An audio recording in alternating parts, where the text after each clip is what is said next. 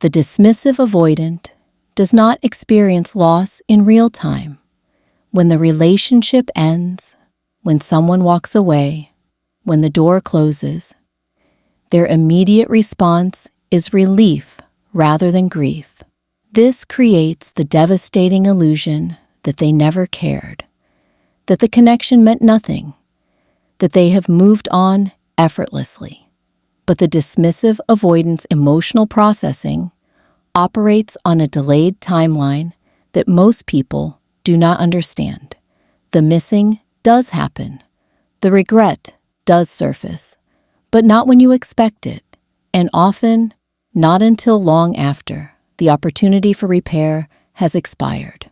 Understanding this timeline explains why they seem fine initially, and why they sometimes reappear months or even years later with feelings they could not access when it would have mattered.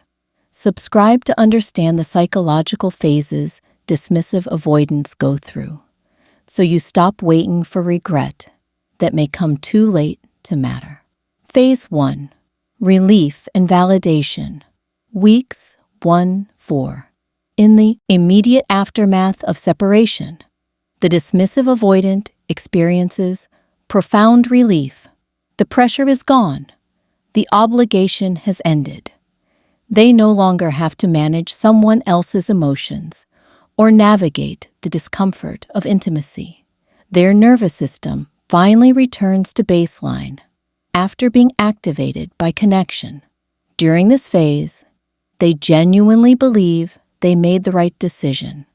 They feel validated in their choice to leave or let you go. They might even feel euphoric, convinced that they are better off alone, that the relationship was holding them back, that freedom is exactly what they needed. They are not missing you during this phase because their defensive structure is operating at full capacity, suppressing any feelings of longing or loss. They fill their time with distractions, focus on independence, and convince themselves they never needed the connection in the first place.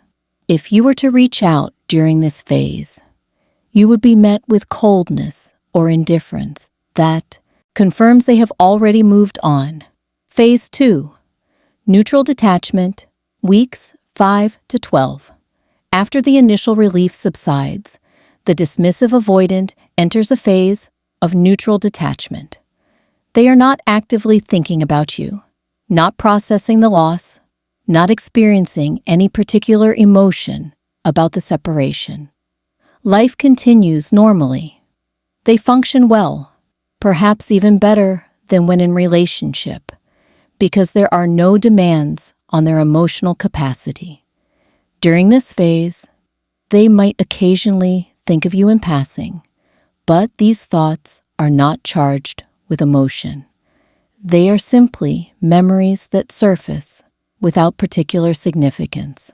This phase is dangerous for anyone hoping they will realize what they lost because it appears that they are thriving without you. The dismissive avoidant seems to have moved on completely, confirming all the worst fears about their capacity for connection. But this detachment is not the end of their process. It is simply the middle, where suppressed emotions remain dormant before they begin their slow emergence. Phase 3. The delayed emotional breakthrough, months 3 to 6 plus. The timeline varies dramatically based on the individual, but eventually, the dismissive avoidance defenses begin to erode. Something triggers a crack in their armor. Maybe they try to connect with someone new and realize no one compares. Maybe they encounter a situation that reminds them of you. Maybe enough time passes that the threat of intimacy feels distant enough to allow feelings to surface. This is when the missing finally begins, often 3 to 6 months after the separation, sometimes even longer. The dismissive avoidant starts to recognize that what they had was valuable, that the connection mattered more than they admitted, that their relief was masking something deeper.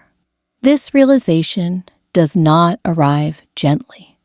It crashes through with the force of delayed grief, and suddenly they are experiencing emotions they suppressed for months. They miss you now, but not in the immediate aftermath when missing you might have led to repair. They miss you when you have likely already healed, moved on, or closed the door permanently. Phase 4. Regret without action. 6+ months.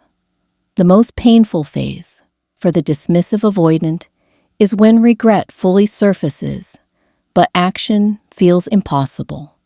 They recognize what they lost. They understand their patterns destroyed something real. They wish they could go back and choose differently, but reaching out now feels humiliating, selfish, or pointless. Too much time has passed.